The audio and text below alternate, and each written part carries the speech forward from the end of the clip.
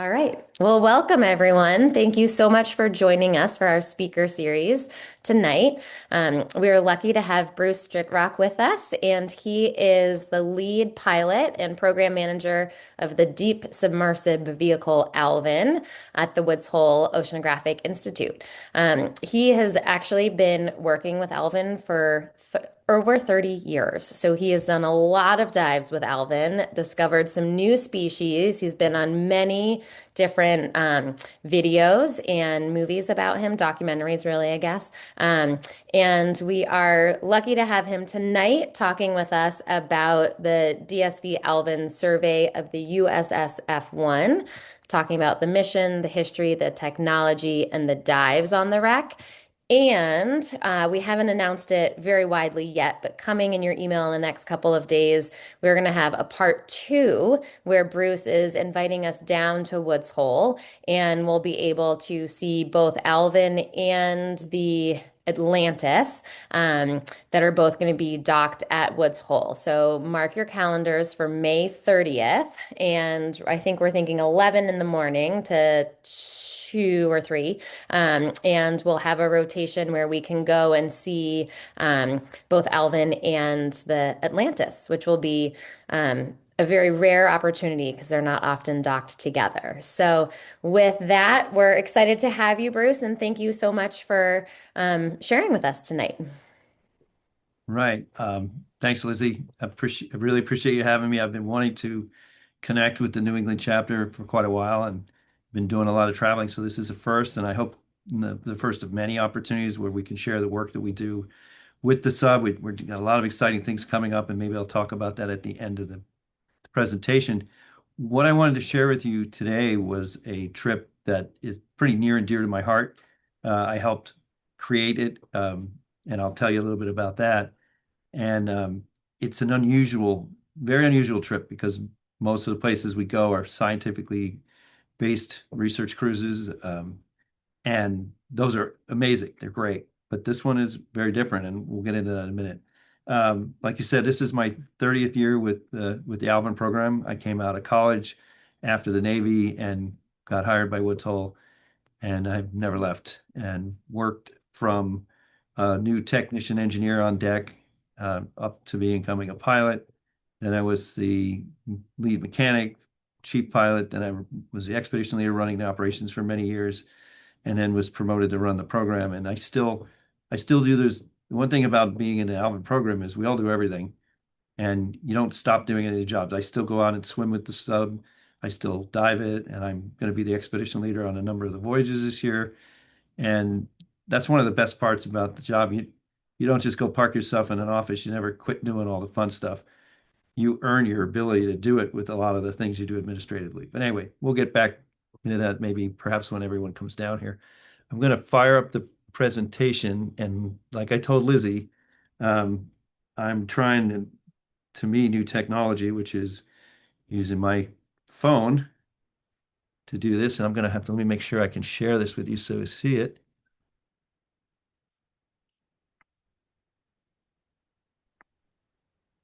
Oh, just can you see the opening screen of the presentation? Just give me a thumbs up, Lizzie, if you see Yes. it. Yep. It's All right. great. So we'll talk a little bit about Alvin in a minute because I always believe people know a lot about Alvin, but I think the truth is they know some, but maybe not a lot. And we're only going to touch on the history of Alvin a little, but there's plenty of opportunities at some point in the future to learn more about the submarine and the program. What I'm really going to talk about is a trip that we took in February and March of 2024. Oh, got ahead of me. Off the coast of San Diego, principally as a training and engineering voyage. We rarely get opportunity to have dedicated dive time to train our teams, including the ship's crew and our crew, bring a few scientists out for training, and focus the dives on things that we would like to do. And I saw this great opportunity to dive on a wreck of an aircraft, which we go to occasionally, which is a World War II Grumman Avenger. And I reached out to the Navy Historical and Heritage Command and invited them to come along with us. And There was a bit of a process to get their approvals to come out, but we ended up with one of their archaeologists. And in the time that we were working to get their approval, I realized there's a United States submarine off the coast of San Diego that went down in World War One. It had already been found. We'll talk about that, but no one has done a real high-tech survey. And long and the short of it, we were able to get out there and employ our technology, find the wreck, and do this survey. So we're going to talk about that. What I'm going to start with is what do we normally see when we're looking out the window of the sub? Well, this is a very good example. You've probably seen this in geographic. These are giant tube worms. These happen to have been down in the middle of the East Pacific Rise, which is 9 degrees north of the equator, right along the mid-ocean ridge. Fabulous place to visit. We're not going to talk too much about the tube worms. Like I said, plenty of time in the future to do that. We often see images like this. This is a diffusing smoker, and on them are these little animals called alvinella, named after the sub. They're got character. I really like watching them because they live in these little holes. They live in very, very warm water.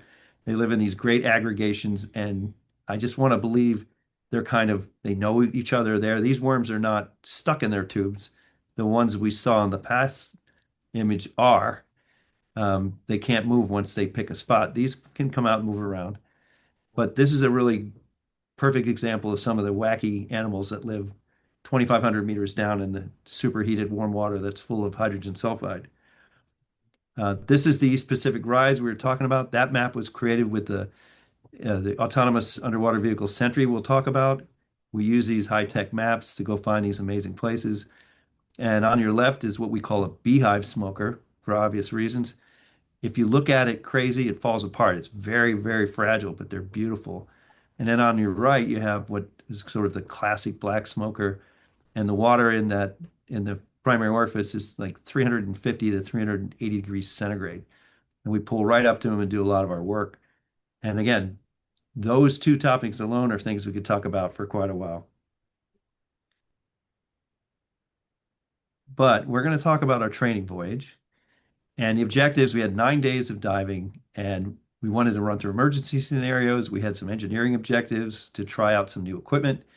We brought along our companion AUV. We have another vehicle called the observation vehicle, which is sort of a low-tech, remotely operated vehicle that we're developing for emergency use. And then we did test dives with some of our training pilots on the Grumman Avenger. I'll show you a few pictures of that. And then we had a day to focus after we had done some of the principal surveys to go down and actually dive on the wreck with Alvin.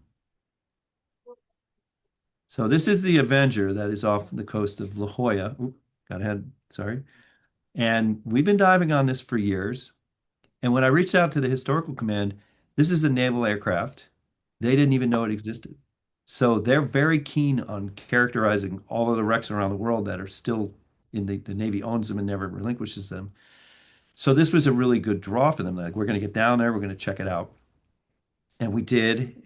It's a beautiful wreck. It's in great shape considering it went down in about 1950.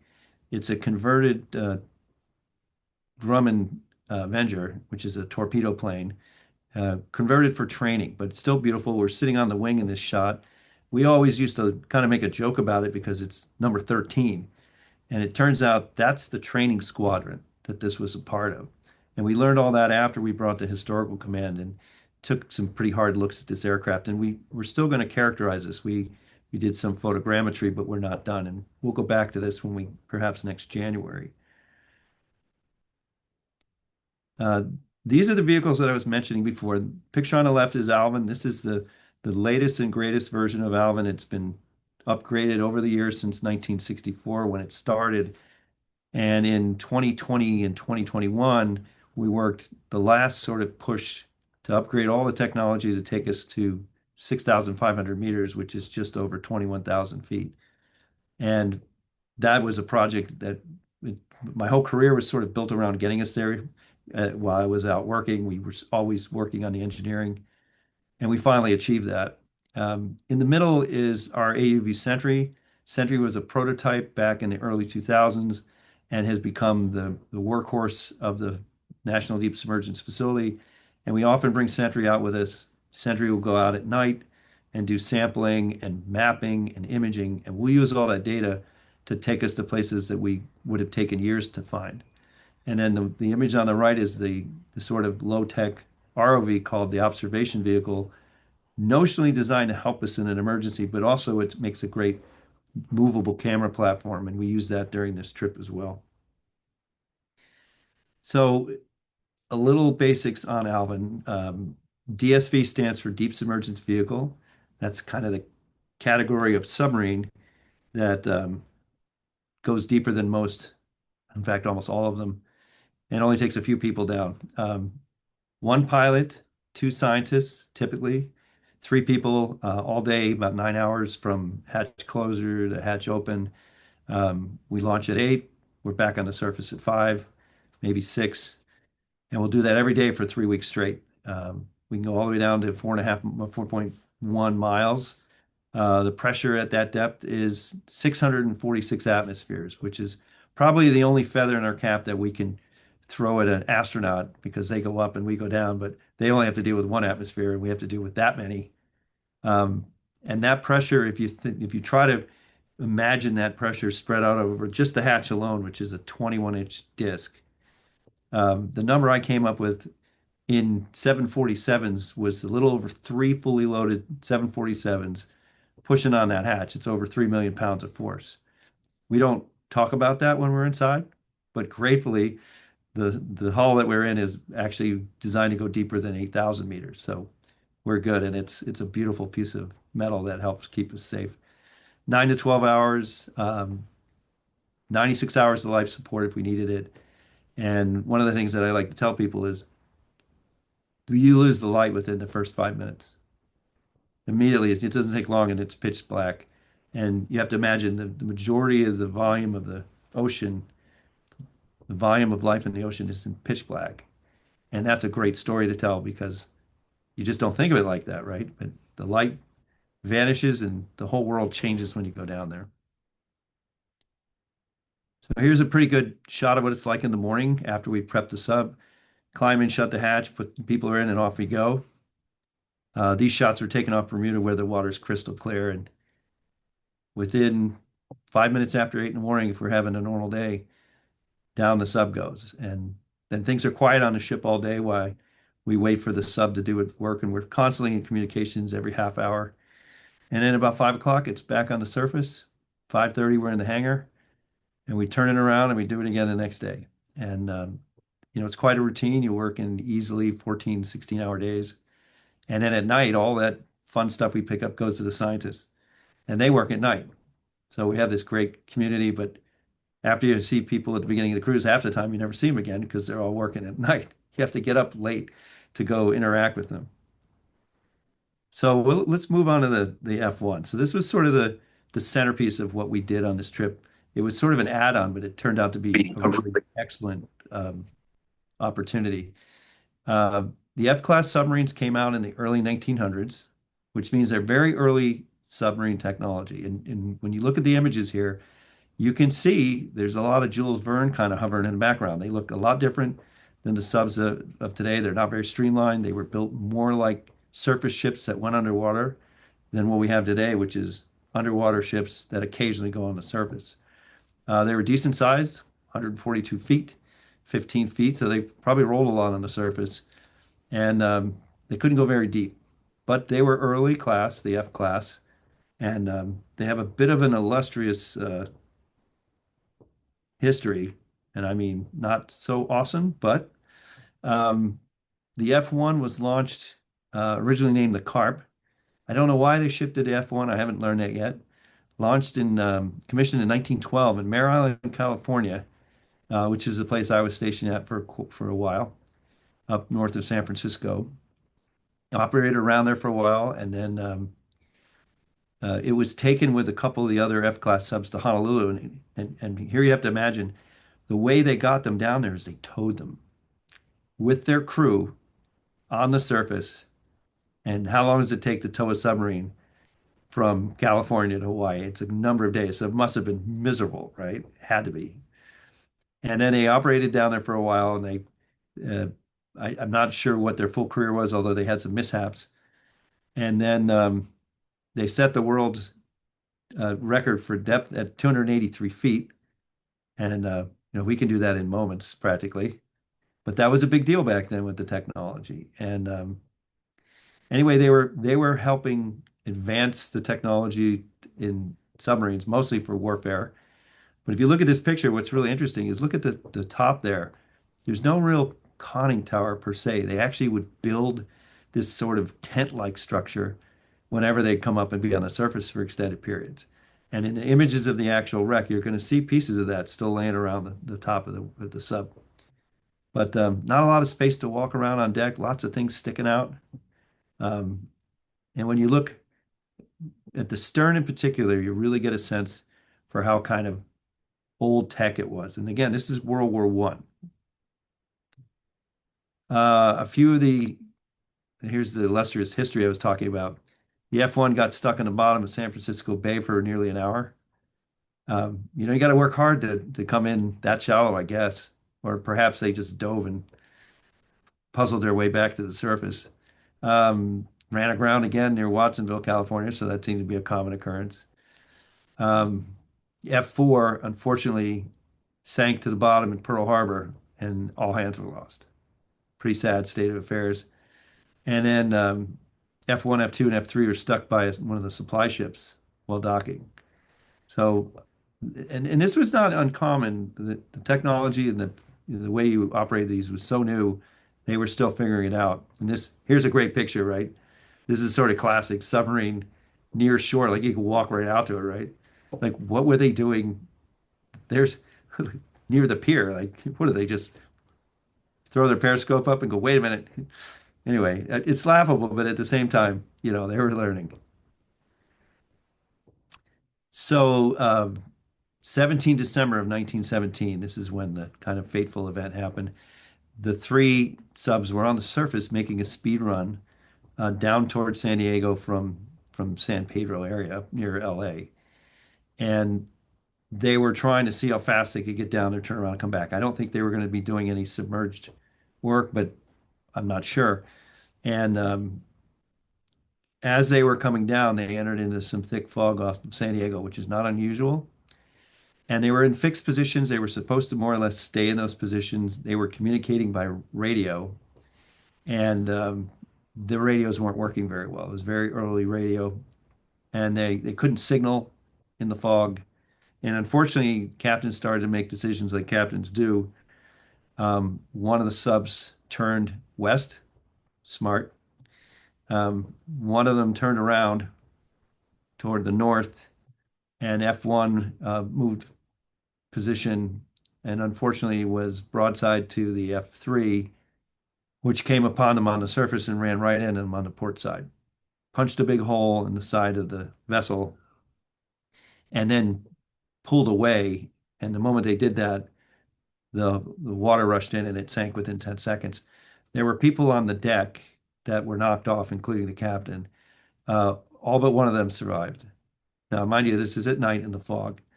And all the rest that were aboard unfortunately perished, including one person who apparently was trying to get out of the hatch.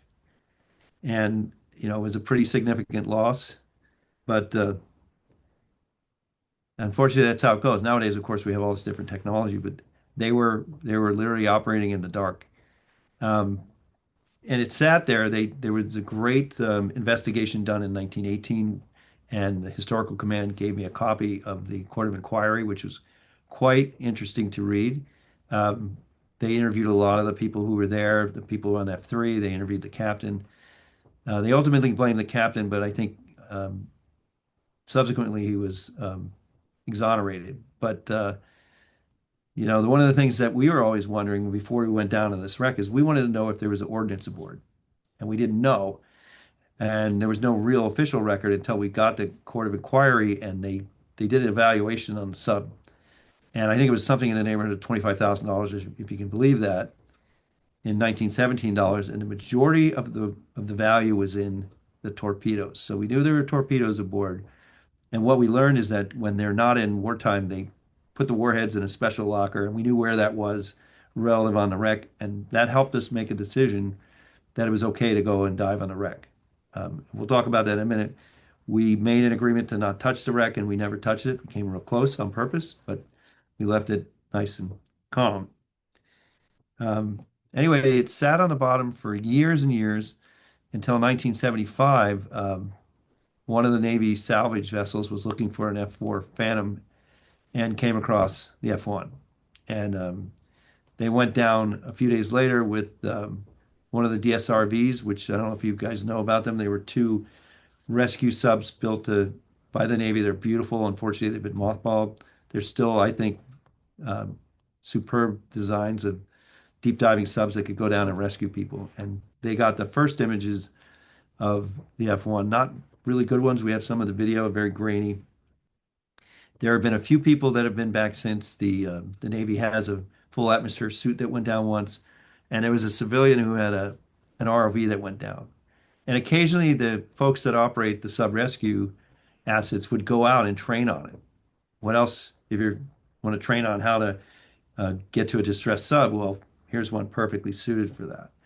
But it's been kept in great shape, and but no one's been out there since we went and was able to get the kind of imagery that we got about a little over a year ago. So here's the handiwork of one of the DSRV pilots painting, so drawing the picture of what he saw. We saw something very similar to this. What I can tell you is we didn't see any of the cables, and the sub is much more on its starboard side, so it seems to have rolled over. You'll see that in the pictures. But there's one of the DSRVs flying over the wreck, and if you look close, you can see the um, the large hole just after the conning after the superstructure where the F3 punched a hole in the side.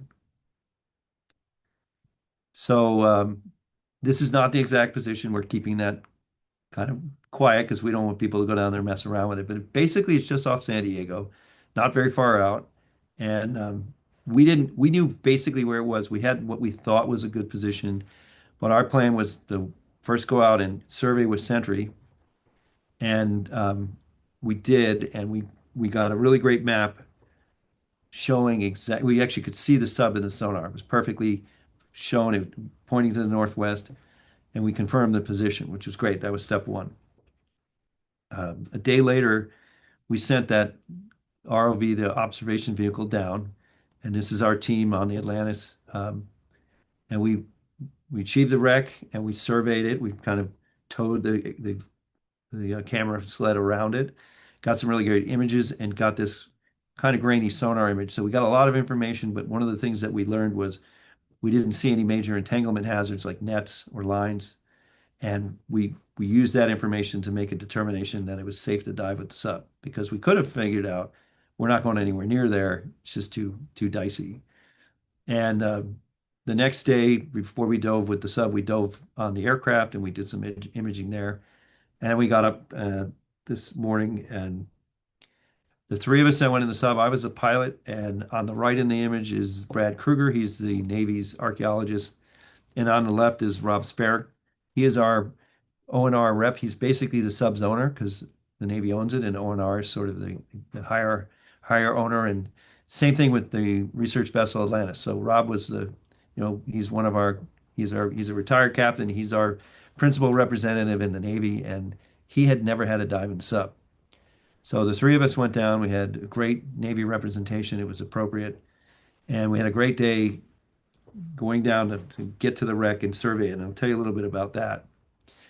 We typically carry a lot of science gear. We carried cameras, lots and lots of cameras, and we wanted to get really good images of the sub. And some of the videos I'm going to show you don't really do justice to the quality and quantity of imaging that we got.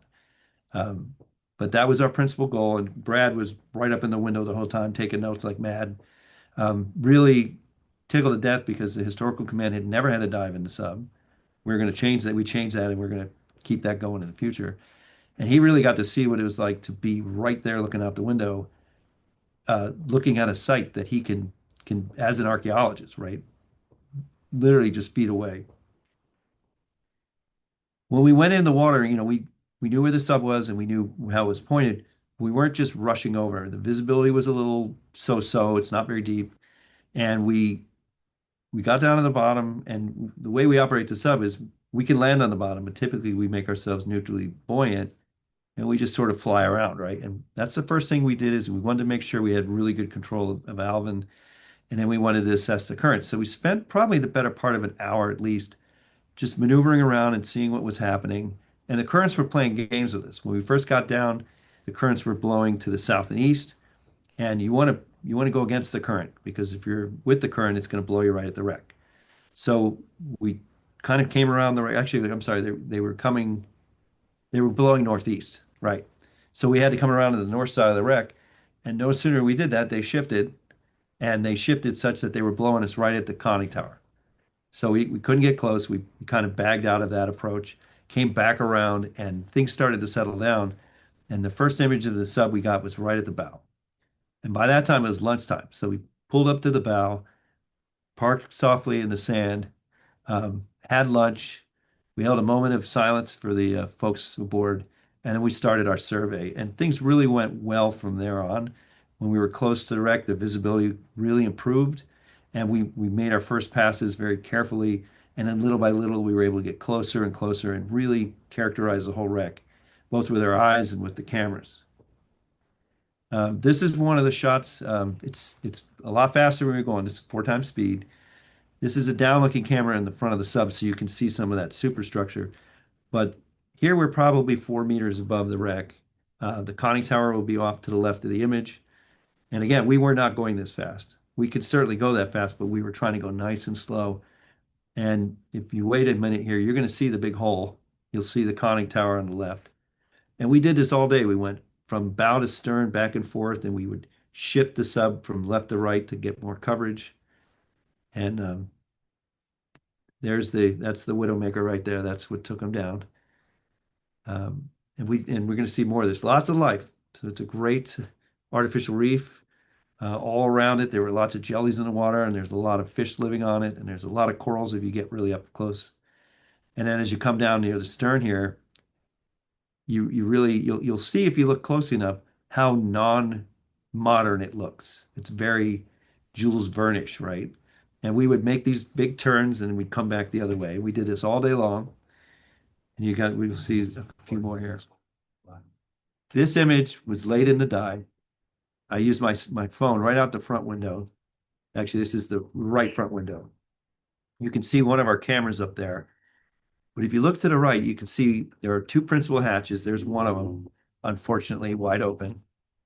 And as we come closer to the conning tower, look up and you'll see the other hatch and you'll see a bronze wheel. This sub actually had a wheel, just like a traditional ship. I mean, just like right out of the old sailing ships, it's got a bronze wheel. It's up there. You'll be able to see it in some other shops later. And just in front of the wheel, there was a compass.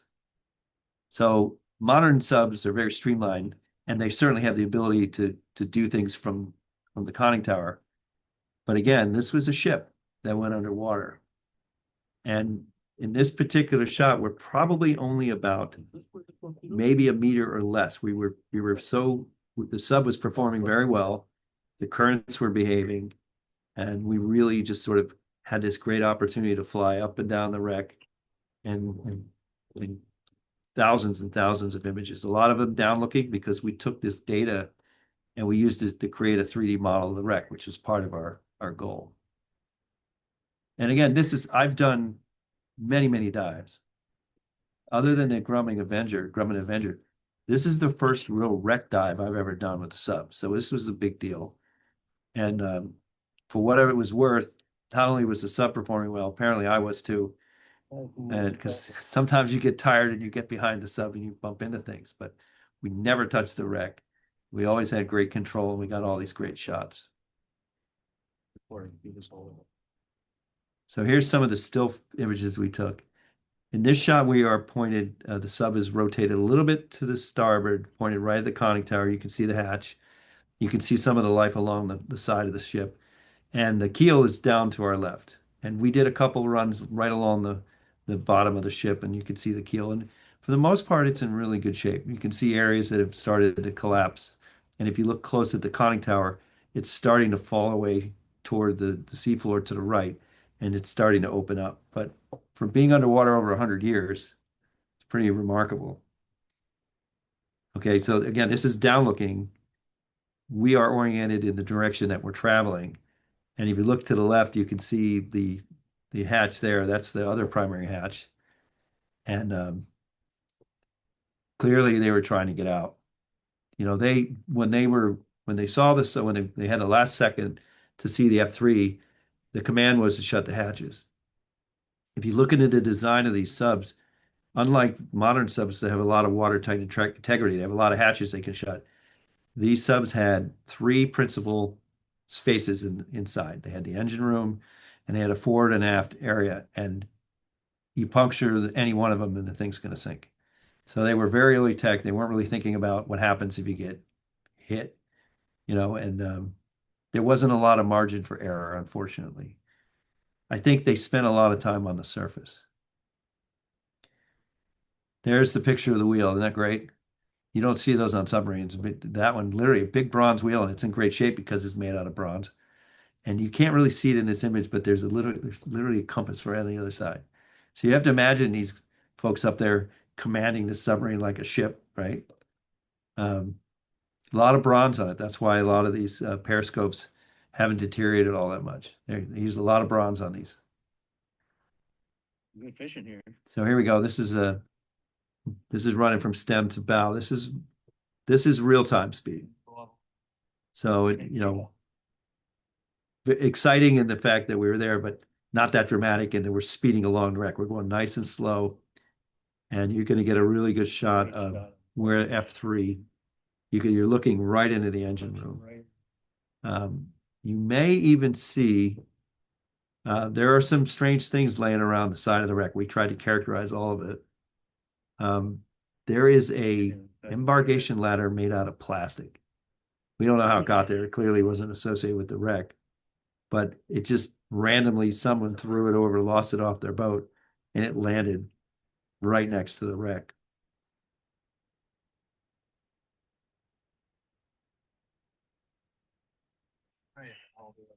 You should be able to see. You can see the primary hatch is right there to the right, and you can see the wheel up there again.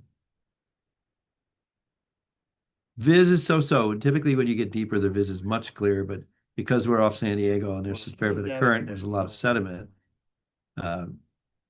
Once we got away from the wreck about 100 meters or less, you kind of lost sight of it. But we had sonar, so we always knew where it was when we were traveling around. Yeah, here we go. This is a pretty good shot of the superstructure. You should see the wheel up here in a minute. Brad knew, if I listened to the audio from the dive, Brad knew everything, right? He had a drawing with us and on a tablet, and he was saying, well, that's this and that's that, and that's the exhaust, and that's an antenna, and he knew like everything. Pretty good fishing spot if you could get down that deep. So here we go. That's an unfortunate event, but that's all it took to take the F1 down. And for the poor 19 folks that were aboard. Here's the stern, and it's a kind of classic bronze propeller buried in the actual tail. It has a rudder just like a ship. And then here's the return from the other down-looking shot. This is what it was like when we made our turn and came back up the other way. Very peaceful. Plenty of life on it, though. And it'll stay there forever. No one's going to bring it up. And there's a good chance we'll go back and visit again. A lot of the piping and things you see, those are exhausts. Those had been previously covered by metal and other things. So it is deteriorating. You're starting to see a lot of the kind of undercarriage of the sub being exposed. But it'll take a long time. There's the wheel, I think. No, that's a hatch, right? That's the after hatch, sorry. And you'll be able to look right down the primary hatch right here. This is a really good shot of the upper part of the sub. The one area we couldn't go to was down there underneath the conning tower. We weren't going to go anywhere near that. That's a no-no because that's a good place to get a sub stuck. But we might go back there with an AUV, and we might send an ROV down there to image that area next time.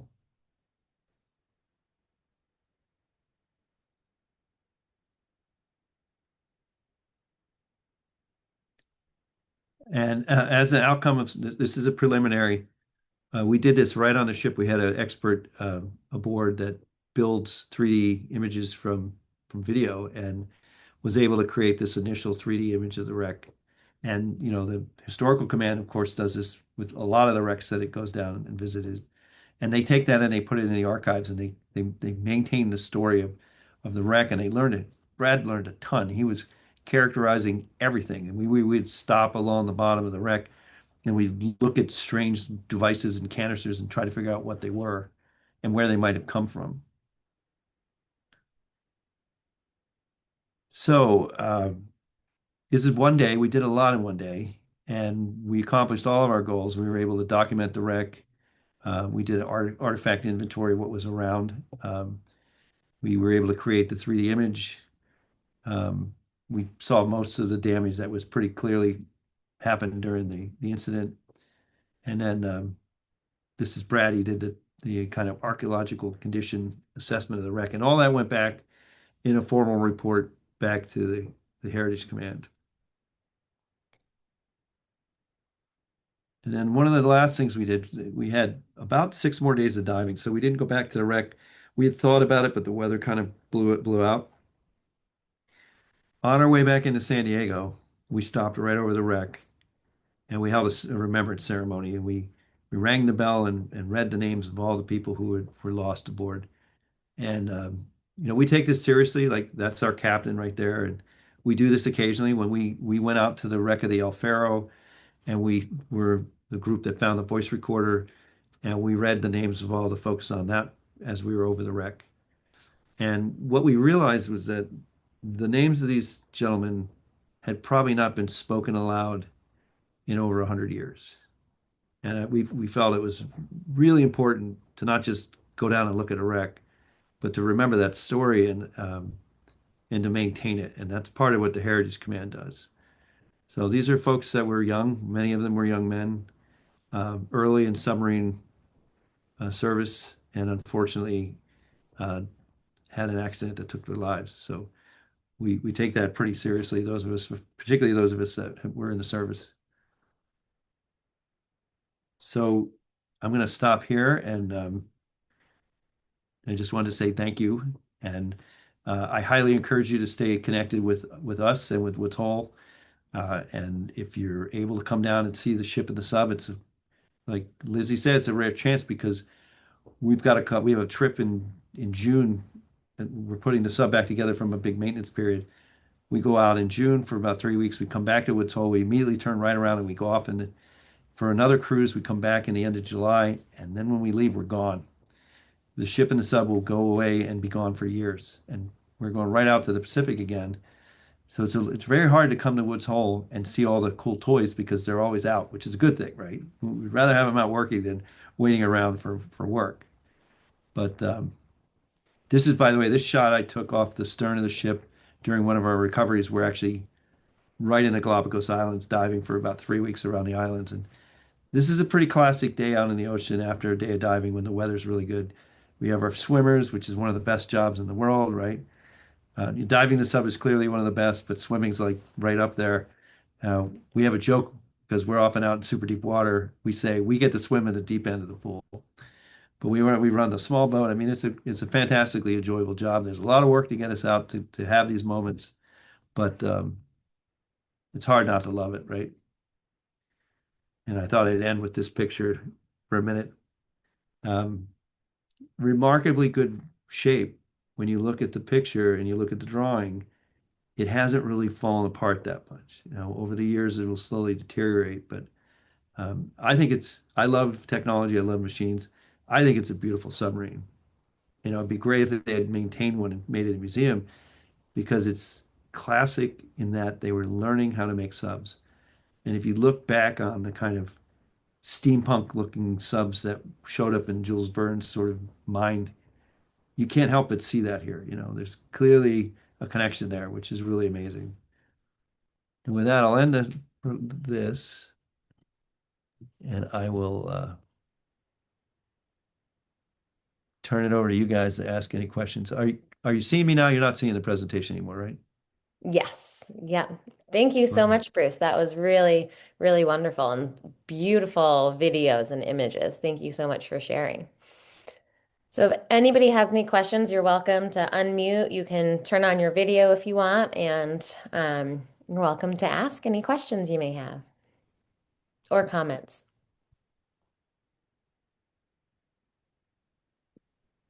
I have a question, Bruce. So, what was it like having those two guys in the sub who had never been down before? And did, I mean, how did they take to the technology? What did they think about it? Did they think it was cool? Were they blasé? No, they weren't blasé at all. In fact, so there were two kind of flavors of new observer, right? So Ken is kind of alluding to something that we get to do a lot, which is we get to take people who have never been underwater in the submarine down on their first dive. And I can tell you, it's probably one of the best things of the job because you see this transformation. But in this particular case, this is a great question. Rob Sparrick had been working with the program for years and never had a dive. And in 2021, he was out with us in Bermuda and unfortunately had been exposed to COVID. So he couldn't take his dive, right? So we couldn't let him in, right? And he was, he's patient man. But when he found out about this trip and I told him we're going to go to the F1 and you're going, he's like, boy, am I glad I had COVID, right? So his experience, he's a very somber, excellent gentleman. And, he was there for many reasons, but he took the visitation on a basically what is a war grave very seriously. He had a very, I think, as an experience for a first dive, it was terrific. But we weren't just down there joyriding. We were there for a real purpose. But afterwards, we had this great little rapport, which happens a lot after you take someone on a first dive. And we kind of revisited that. And that's what he told me, right? This was a big deal to him because of that. Not only, a dive is definitely fun, but that was important. And for Brad had never been in a submarine, much less gone down to a wreck like this. So for him, but he was so focused, right? And he's a perfect archaeologist, perfect scientist, very meticulous. There wasn't Canada knows what I'm talking about. You'll get people in the sub for the first dive. They're giddy, they're having a ball. This was real serious business to him too.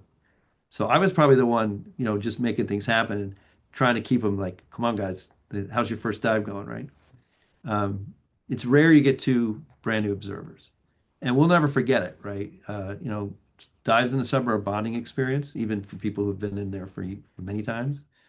But I have this great honor to take these two gentlemen down, and it was three Navy people, which was also, I think, appropriate, but also important. So, good question. Were you able to connect with any of the family members and show them what you found? I have not personally, and I know, I think anecdotally that there were some messages from people who knew that their family was aboard and were grateful that we had gone back and paid respects to them.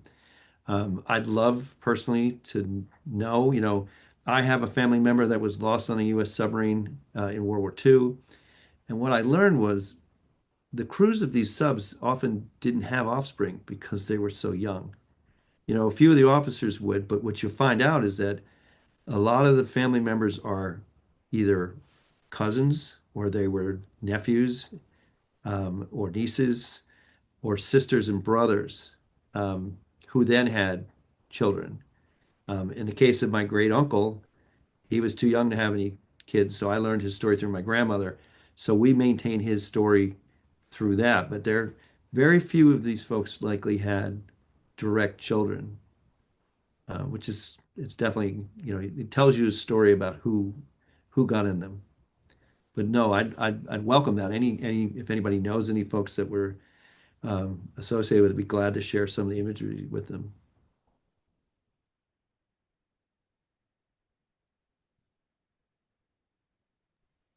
I had a quick question about the Alvin, and thank you for your presentation today. I've seen you present about the Alvin before, and it's always fascinating.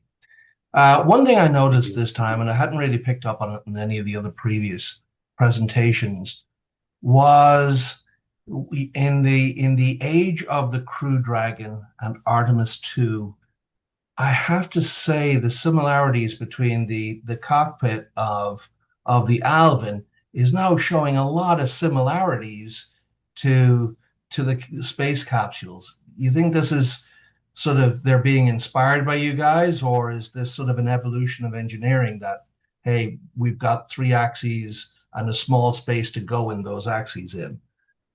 The Well, controls are all starting to look familiar. Three screens and right. Well, I think we sort of perhaps mutually inspire each other, right? I mean, one thing that you have to do in space is you have to stop thinking of up and down, yeah, right? I mean, I haven't gone yet, but I'd certainly go. But I have some friends that have gone, and everywhere can be the floor if you want it to right. be, right? So everything becomes a usable space.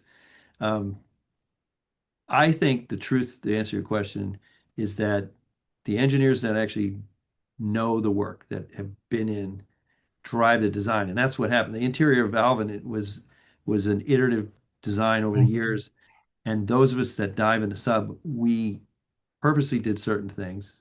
I was involved in this, and in some cases, we ignored the people in charge who were telling us how to design it because we knew they were wrong.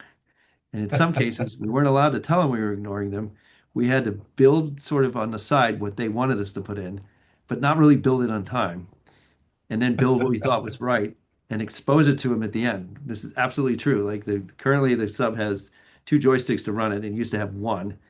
And our boss at the time wanted us to put the old clunky one in there. So we allowed him to believe we were building that design because we were working on it on the side until it was too late and we had put in the new one. And he was mad for about a minute. He's a pilot too. His name was Pat, and then we let him take control. And he didn't say anything after that. He just looked at us and went, "Hmm." Not And then even it's an go another aha way, right? moment. Pardon me? Not even an aha moment. No, no, well, no. Ah, it makes Pat was sense. was a man of little words, but we were not able, like we we have two athwart-ship thrusters now that allow us to drive sideways and turn, and we didn't always. And during the process, we were upgrading the sub in 2013. We kept hearing we don't have the money to put a forward lateral thruster in, and we kept nodding our heads, and every design that we came out had a place for it, right? And then the electronics had the pathways to power it, and little by little we would nod our heads and it's like nope, no forward lateral thruster. And then when we came out of the barn, so to speak, at the end, lo and behold, there's a forward lateral thruster, right? We just, the people who get in them know what they're doing. We don't always get it 100% right, but you know last story I'll share with you is we were being pushed by the scientific community to put bench seats in. And at first we thought this sounded like a great idea, everyone laying on a bench on the port and starboard side.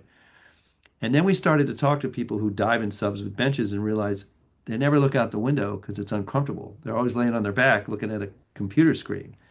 So we called on all staff. We had a little meeting. We said, we can't do this because we'll regret it. So then we played around with it. We came up with the best case idea, but we couldn't just do that. So we had to bring the science community in and have like we had a mock-up full scale where we had a bench and we had what we came up with. And it only took them one time in there to try them both out. And they were like, carry on, do what you're gonna do. And I think back to your question, we're all experts and we're multifaceted, right? We're operational specialists, technical specialists, we fix things, we're into tech. We're also perfectionists, which is a never-ending thing. And we're still working on it. But when we get together, it's a creative group. We typically know when we're on to something. Uh-huh. And we're but you got to be subtle about not taking no for an answer, right? Because if we had gone with the design we paid Lockheed Martin to make, and God love Lockheed Martin, but they were when they presented the design, it was clear that they had taken our requirements but hadn't listened to us. Uh-huh. So we went ahead and designed it ourselves. And that's half the fun, right? So sorry, long answer, but it's a good Oh question. no, fascinating answer. Bruce, thanks very much. This is super interesting. I was particularly interested because I've done work on the H-1 submarine, and the H-1s were built around the same time, also in San Francisco. I think you said that the Fs during World War I were protecting the Pacific coast, and the H-1s went over to the East Coast. And after the war, the H-1 and the H-2 were coming back, and as they came up, the H-1 grounded off of Baja California, and we did some work there. There were four losses, but I've got a picture of the H-1, the H-2, the H-3, and the F-3, which turns out is the one that did the damage to the H-1. So it was fascinating to see very similar types of submarines, from the exact same era. And the H-1 is off of Isla Margarita in Baja California. Oh, California. Thank you. I appreciate that. So I think what we could share with people who don't aren't, we're very fortunate to have this kind of jobs or even if they're hobbies that get you to do it. You have a wreck, but there's a story. Right. And half of the fun is knowing the story, the people, learning about not just this thing that's there, right? Getting to know the story behind it, because I love history, and when you're on a wreck and you know the story, you're so much more connected with it. You're much more appreciative of what's going on there, right? And that's a perfect example. Yeah. How are we doing on time? I've got about maybe 5 more minutes if you guys want to talk. What I would say is, I told Lizzie this. I'm very interested in being more involved with the chapter. We have some very exciting things happening. I'll share a little bit of that. We leave June 8th to take the sub and test dive it. And the way we do that is we go to Bermuda and we start in the harbor, which is beautiful. We do about 2 days of work there, and then we go offshore and we start progressively going deeper. We start at literally surface, and every day we dive a little deeper. And over a period of about 10 or 11 days, we're going to go all the way out to 21,000 feet. We're going to go southeast of Bermuda, about 330 nautical miles. Is this little speck of Atlantic Ocean that's quite deep. And, we can go down in the Puerto Rico Trench, but it's very busy there, a lot of cables. So we found this area off Bermuda, which is a lot nicer. No one's ever been there. So on and around the 21st or 22nd of June, we'll be going down to hit our test depth, and we've got the Navy with us. Then we'll come back to Woods Hole for about 2 days, and then we're leaving. What I'll share with you, I can't share you the details, is we're going on a trip that's unlike many trips that we've ever done in the past. It'll eventually get out there, and we're not doing science per se. We're doing something else, and it's similar to what we did with the F1. I'll leave it at that. And then and that right there will probably stir up some pretty keen interest on the kind of work we do. And then in August and September, we're going out on 2 sort of classic science voyages. One is going preferentially either to the Mid-Atlantic Ridge, which is a hydrothermal vent system, or to the Cayman vents, depending on one variable: is there a hurricane? So they are very wise in writing a proposal that allows them to pick and choose, because they're very different places in distance. But if there's a storm, they're going to choose. And then the last trip in September is off the southeast coast of the United States. There are some fabulous deep water coral reefs there, and there's a lot of interesting things happening. And I'll be on 3 of those 4 trips. I won't go on the August trip. So I've got a pretty busy year. And then we'll have a break.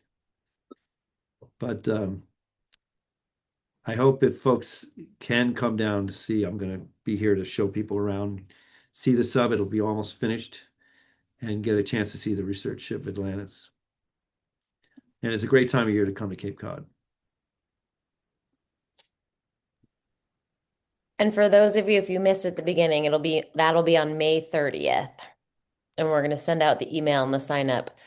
Limited number, this because we probably do more of these in the future, but I'm certain we could probably get a massive turnout. But I had to put it's going to be, what did we say, 20 members and a guest each, because that's about all we can really handle right now, unfortunately, right? Great. Does anyone have any last questions for Bruce or comments?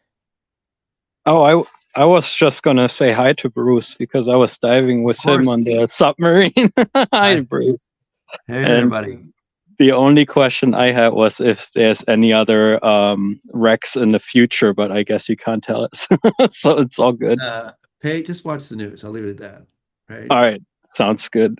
I'll It's take for it. me, right? I was a scuba diver for years and I worked with dive groups and I like going to wrecks. We hardly ever do that. One last story, we were working off the southeast coast in an area we've been diving for years, and one of our pilots literally stumbled on a wreck that was there. It's been there since the late 1700s. And it's this sort of really cool little layout. You can barely see what's left of the vessel, but you can see it clearly was a vessel. There's an anchor chain, there's the bricks from the stove, and there's a big pile of conch. And it was within 50 meters of where we'd been diving for years, right? And all of a sudden it's like, wow. And we went looking for a mooring. I was here on shore and I get this message, found a wreck. I'm like, "Grr." A very rare opportunity, but perhaps it's something we're moving into because we're very good at things like this. Um, and there's seems to be a growing interest in the historical deep water archaeology. There's a lot down there still, thousands of wrecks. So Florian, I hope so. It's good to see you. I didn't see you down there, but I it's know. nice to see you. Where are you, by the way? I'm in Albany now, New Albany, New York. York, hmm where I grew up right north of there in Clifton Park. Oh, no way. Yes, so I know right where you are. Yeah, I work right in East Greenbush and I live in Steventown right now. That's where I am in my woods.